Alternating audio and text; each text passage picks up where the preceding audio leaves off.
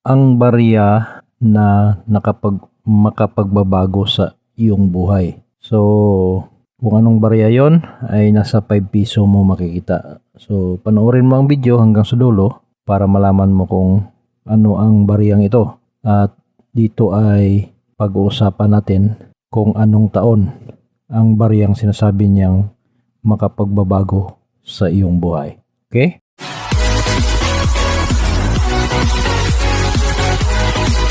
Hello, magandang araw mga kabarya. Welcome back to OMG TV channel. Okay? So, meron akong i-share sa inyo mga kabarya itong barya na 5 piso. Ang 5 piso na BSP ay napakarami ang mintage, no? Nagmula ito sa 1995 hanggang 2017. So, marami din dito yung mga hard to find mga kabarya at saka semi hard to find. At may mga rare din na barya dito sa 5 piso tulad ng 1995, 1997, saka 1998. So, ang iba dyan ay rare, ang iba yaman ay common lamang. May nakita akong post sa isang kolektor na nagsasabi na ang barya na makapagbabago sa iyong buhay. So, kung anong barya yon ay nasa 5 piso mo makikita. So, panoorin mo ang video hanggang sa dulo para malaman mo kung ano ang bariyang ito. At dito ay pag-uusapan natin kung anong taon ang bariyang sinasabi niyang makapagbabago sa iyong buhay. Okay? So, hindi lamang yan, i-update din natin ang mga presyo nito mga 5 pesos na BSP. Sa ngayon kasi kada taon, iba-iba ang presyo nito at iba-iba din ang kanyang description tulad ng mga bagong tuklas ng mga rare na barya. Okay? So, panoorin mo lamang ang video hanggang sa dulo para malaman mo ang buong detalye. Okay, so simulan natin ito mga kabarya dito sa nakikita kong post sa social media. So, bakit kaya niya nasabi na ang 5 pisong ito ay makapagbabago sa iyong buhay? Alamin natin kung mahal ba kaya ang barya ito at bakit kaya makapagbabago. Na kung tutusin ay mura lang naman ito pag binabase mo sa collector's price. Pero kung titingnan natin sa online, ang kanyang halaga ay hindi naman masyadong mahal.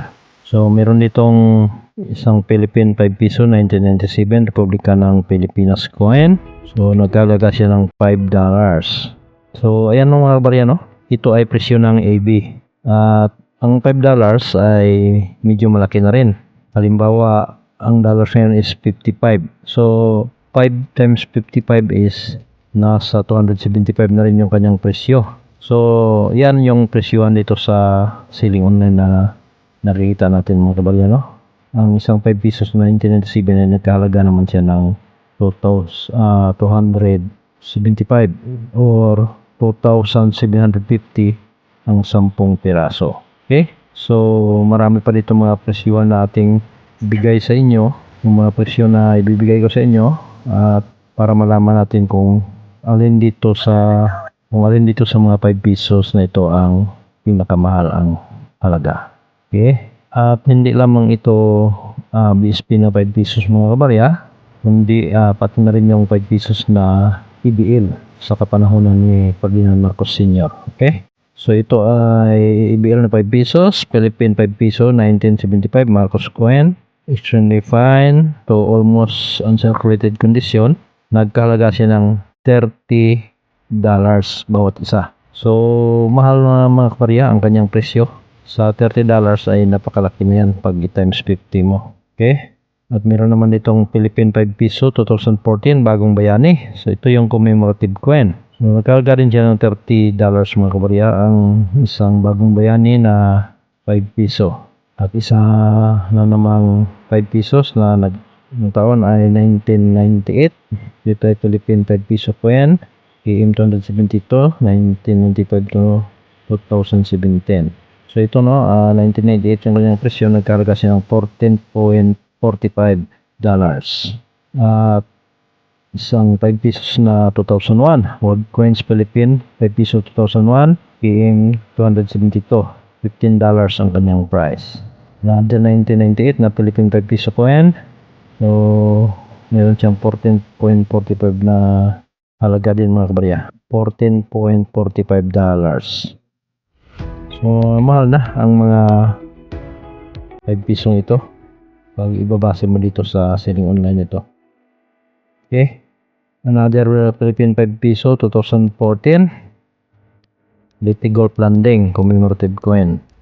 So, nagkalaga siya ng $30. At ang isa naman, another na 2014 na 5 piso Liti Gold Landing. Meron naman siyang halaga dito na $45. Din 2001 na Philippine 5 piso, $6.25 ang kanyang price. Philippine 2005 na 5 piso coin, uncirculated, almost uncirculated. Ang tone niya is luster with Revolutionary Emilio Aguinaldo. So yun na, pag sinasabing luster is makina. At nagkalaga siya ng $10.50. Another 2005 Philippine 5 piso. So Filipino money coin. So $9.99. Almost $10 na ang kanyang price mga kabarya. Mahal na. Ang isa nito. At dito pala sa Liti Gold Landing na 50th anniversary ay yun ang hinahanap ng ating mga kolektor. Medyo mahal yun mga kabarya, no? Pag 50th anniversary. Itong sa 5 pesos ay 70th anniversary. So kung makahanap kayo ng 50th anniversary kahit saan sa 5 pesos o sa 10 pesos ay mahal ang bili. Kaya pagbutihin natin ang paghahunting sa mga bariyang ito para makahanap tayo ng mga rare na barya tulad ng Liti Gold Landing na commemorative coin 50th anniversary. So yun ay mahal. At yung mga hard to find na 5 pesos tulad ng 2006, 2007, saka 2008, no? Na 5 pesos na GSP. So, ang tatlong taon na yan ay mataas ang halaga. Okay? So, ito lamang. Maraming salamat sa panonood at huwag kalimutan ang OMG TV channel. Dun sa hindi pa nag-subscribe, mag-subscribe kayo para lagi kayong ma-update sa mga bagong video na i-upload natin. Okay? Ulitin ko, magandang araw sa lahat and God bless.